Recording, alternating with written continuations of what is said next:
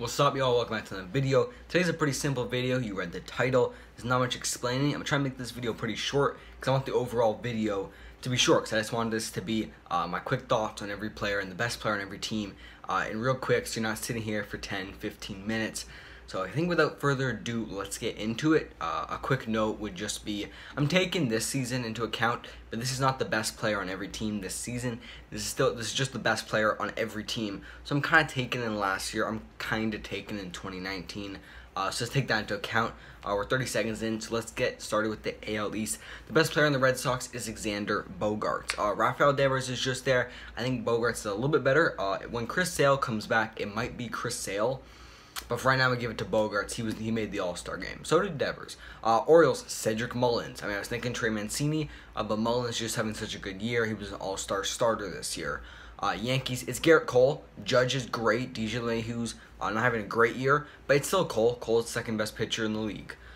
Rays, I got Tyler Glasnow. The Rays were a guy that their only All-Star was Mike Zunino, and then it was Joey Wendell and Andrew Kittredge. I think Tyler Glasnow, even though he's hurt, is still the Rays' best player, which makes me think maybe Chris Sale should be the Reds' best player. I'm going to put Chris Sale as the Reds' best player. And for the Jays, pretty simple, Vlad Guerrero Jr. It's tough, right, because you think George Springer has been great for so long, but Vlad's just having this Triple Crown season that you can't bypass. He's the Jays' best player. For the Chicago White Sox, this was a really tough one. I went Jose Abreu just because he's a White Sox all-time legend. You got guys like Lynn, Rodon, Giolito. I couldn't pick there. I'd probably go Lynn. Because got guys like Tim Anderson, Yohan Moncada. I just think it's Jose. I mean, I was even thinking Liam Hendricks, right? But I think for this, I'm gonna go Jose Abreu. He won MVP last season. For the Indians, pretty simple, Shane Bieber. I think Shane Bieber is a little bit better than Jose Ramirez. I mean, he won the pitching Triple Crown last year. A lot of people obviously say the 2020 year, it was a crazy year and doesn't really count for much, but he still was a great pitcher last year. Salvador Perez is the Royals' best player. It's between him and Witt, and Salvi's just that guy. For the Twins, it's Byron Buxton, another one that's pretty easy. For the Tigers, it's Jonathan Scope. This one was tough, but in a weird way, where you're picking from Scope or you're picking from Yeimer Candelario or Nico Goodrum. I went Jonathan Scope because he's having a really good season this year. Who even was Gregory Soto was the Tigers representative. For the Astros, we'll keep moving on. I got Alex Bregman. Correa and Altuve are having great years. Greinke's been pretty good on the pitching, but Bregman had an insane 2019. If you want to go look at the stats, he was all right in 2020. I still just think Alex Bregman's the best player on the Astros. Rangers, it's Gallo. It's between him and Garcia, and Gallo's been doing this for longer. For the Angels, this is probably the biggest one.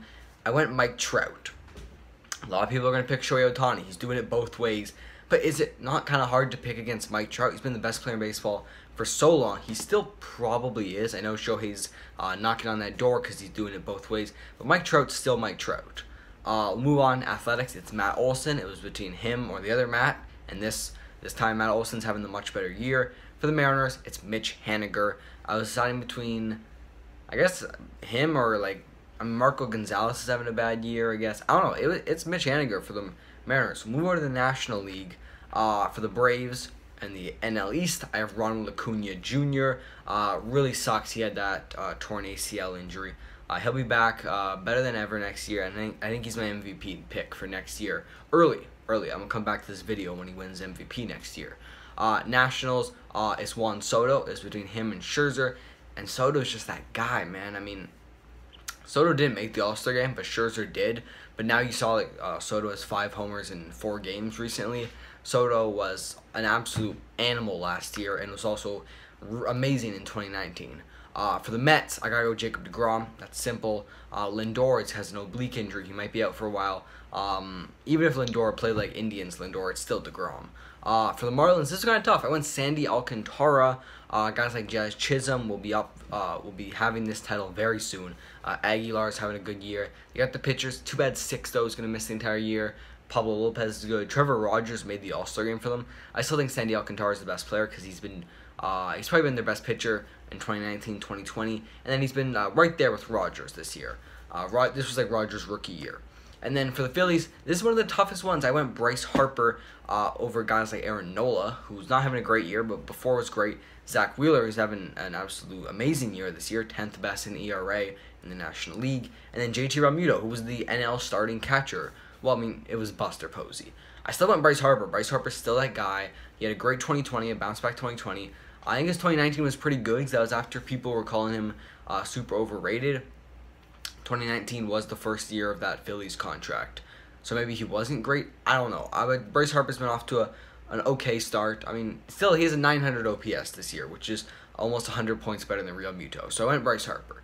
Move on to the Reds. I went Nicholas Castellanos. It was between him, Winker, Sonny Gray, Castillo. Castellanos has been great for the past 2 years. And he was really good in the Cubs in 2019. For the Cardinals, it's Arenado. Cardinals are a do-it-by-committee team. Arenado's probably like their one star. Pirates, Brian Reynolds. And kind of another tough one because you have Adam Frazier, who's probably having a better year than Reynolds. But Reynolds was really good in 2019.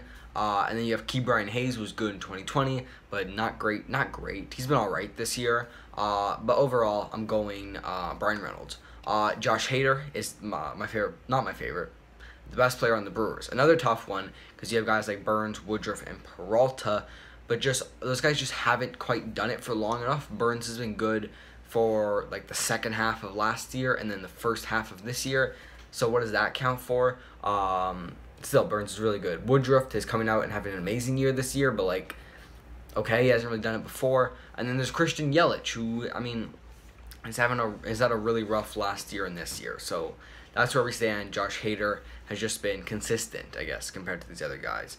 And then for the Cubs, it's Chris Bryant. He probably won't be a Cub in about 2 weeks, but he's their best player. Dodgers, I'm going to go through this NL East real quick. It's Mookie Betts. He's one of the best players in baseball. He's probably top 3. So yeah, Cody Bellinger, he's on overrated watch. He had a really good 2019, not a great 2020, not a great 2021. I don't think he was amazing in 2018. And people have him as one of the best players in baseball. So he's on overrated watch. Trevor Story for the Rockies, easy. Ketel Marte for the Diamondbacks. I think he's still better than Eduardo Escobar. He had a great 2019. Padres, it's Tatis, simple. And then the Giants, it's Kevin Gausman. It was between him and Desclafani. Gausman made the All-Star game. Posey also did. Brian Crawford also did. I think Gausman's the best player. They offer sheeted him, or they didn't offer sheet, but they just gave him like the 1-year deal, and he's making bank on that. So I hope you guys enjoyed the video. Real quick, we're really close to 500 subscribers. So hope you guys enjoyed the video. I'm out. Peace.